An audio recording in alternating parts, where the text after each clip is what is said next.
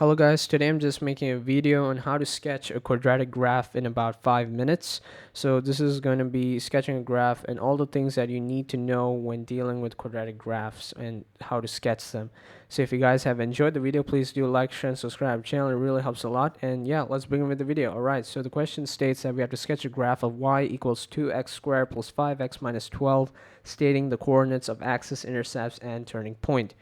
Now, the three things that you need to do when sketching a quadratic graph is that you need the turning point. In order to find out the turning point, you're going to complete the square. And your next part is to find out the x-intercepts. Now, in order to find out the x-intercepts, you have to factorize the equation, the quadratic equation.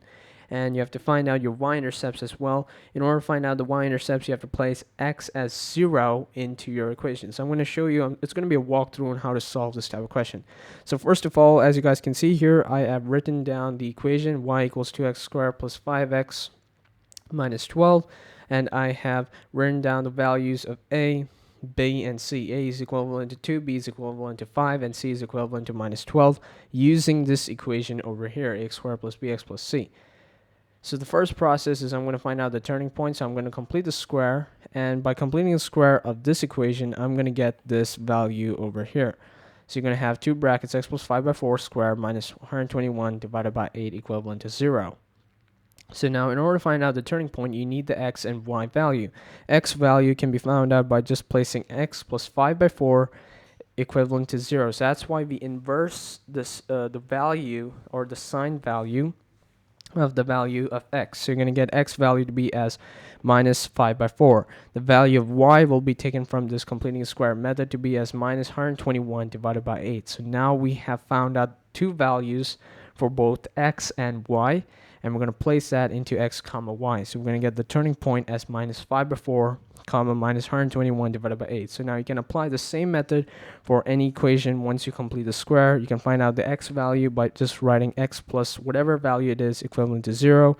Find out the value of x, and y value remains the same. Just inverse the values for x and keep their same value for y. Your next step is to find out your x-intercepts for that equation. Using this equation, we know the values of a, b, and c. All I've done is I've used the calculator just to find out the values of x. You guys can check out my other video on factorizing. So I'm getting x values as 3 by 2 and x values as minus 4, as you guys can see through factorizing. Now, to find out your y-intercept, all you have to do is write the same equation down, and you have to plug in the value of x as 0 into this equation. So you guys can see I've plugged in the value of 0 into this equation. I got y's value as negative 12 for x being equivalent to 0. So this is going to be your coordinates 0 comma minus 12. Once you've got the x-intercepts, your turning point, and your y-intercepts, what you're going to do is you're going to write down all these values together on one page here, or let's say in a portion there. Turning point, x values, and y values, the intercepts, all in one shot, and you're going to draw a graph like this.